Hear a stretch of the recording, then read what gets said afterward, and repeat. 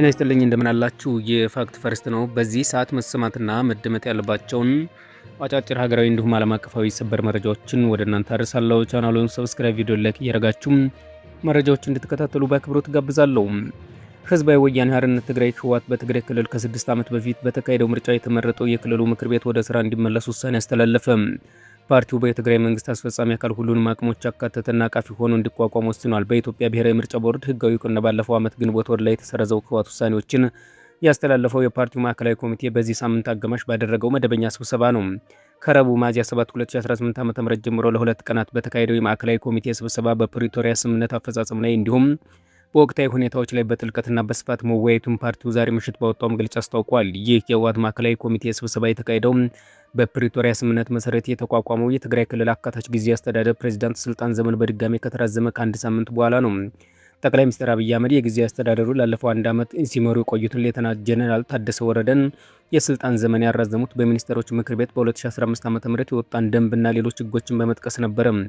ህወሓት በዛሬው መግለጫው የኢትዮጵያ መንግስት ከፕሪቶሪያ ስምምነት በፊት የወጣን ህግ በመጥቀስ የትግራይ ጊዜያዊ አስተዳደርን ቆይታ ከጊዜው ፓርቲ እውቅናና ተሳትፎ ውጭም በነጠላ ውሳኔ ማራዘሙን በይፋ ገልጿል ሲል ወንጅሏል። በዚህ መሰረትም ፓርቲው ማዕከላዊ ኮሚቴም ለሰላም ተብሎ ተገትቶ ቆይቷል ያለውን የትግራይ መንግስት ምክር ቤት ስራ የቀድሞ ወደ ነበረበት እንዲመለስ መወሰኑን አስታውቋል። ይህ በእንዲህ እንዳለ የጠቅላይ ሚኒስትር አማካሪ አቶ ጌታቸው ረዳ ከህወሓት ማዕከላዊ ኮሚቴ የተረፈው አካል በትላንትናው ዕለት ሚያዝያ 11 ቀን 2018 ዓ.ም ይፋ ያደረገውን ውሳኔ በተመለከተም እጅግ ጠንካራና የማስጠንቀቂያ መግለጫ ወጥቷል። አቶ ጌታቸው በመግለጫቸው እንዳስገነዘቡት የፌዴራል መንግስት የጄኔራል ታደሰ ወረደን የትግራይ ጊዜያዊ አስተዳደር ፕሬዝዳንት የስልጣን ዘመን ማራዘሙን ህወሓት አለመቀበሉና ከዚህም በባሰ መልኩ ከጦርነቱ በፊት የነበረውን የክልሉ ምክር ቤት ወደ ስራ መልሳለሁ ማለቱም ቀጠናውን ወደ ከፍ አደጋ የሚከት ነው። ይህ እርምጃ ከጦርነት በፊት የተወሰኑ የፖለቲካና ስትራቴጂካዊ እርምጃዎችን ወደ ነበሩበት መመለስን ዋነኛ ማዕከል አድርጎ የተፈረመውን የፕሪቶሪያ ሰላም ስምምነትን በተግባር የሚያፈርስና ባዶ የሚያስቀር መሆኑን አብራርተዋል። የህወሓት ውሳኔ ምንም አይነት የፖለቲካ ሽፋን ቢሰጠውም የፕሪቶሪያው ስምምነት ያመጣውንና ወደ ለየለት ጦርነት እንዳንገባም የታደገንን ተሰባሪ ሰላም በግልጽ የናደ ነው ሲሉ አቶ ጌታቸው ተናግረዋል።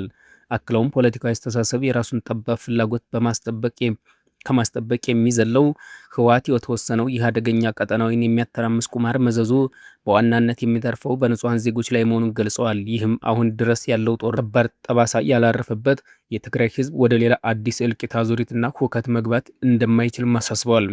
ከፕሪቶሪያ ስምምነት ውጭ በግል ፍላጎት የተወሰነው ይህ የህወሓት ውሳኔ ከፌዴራል መንግስትና ከሌሎች የቀጠናው ኃይሎች ጋር አዲስ ግጭት መቀስቀሱ እንደማይቀር አቶ ጌታቸው አስጠንቀዋል። በመሆኑም ዓለም አቀፉ ማህበረሰብ ይህን አሳሳቢ የፖለቲካ ክስተት በአፋጣኝ ትኩረት ሰጥቶት በአካባቢው ላይ ያንዣበበውን አውዳሚ ጦርነት ስጋት ለማስቀረት ፈጣን እርምጃ እንዲወስድ ጥሪ አቅርበዋል። ዓለም አቀፍ ማህበረሰብ የፕሪቶሪያን ስምምነት በግል ፍላጎት የሚያፈርሱ አካላት ላይ ተፈጻሚነት ያለው ጦርነት ቅጣት እንደሚኖር የማያሻማ መልእክት ማስተላለፍ እንዳለበት እንዲሁም ስምምነቱ ሙሉ በሙሉ ተግባራዊ እንዲሆን ግፊት እንደሚያደርጉ አሳስበዋል።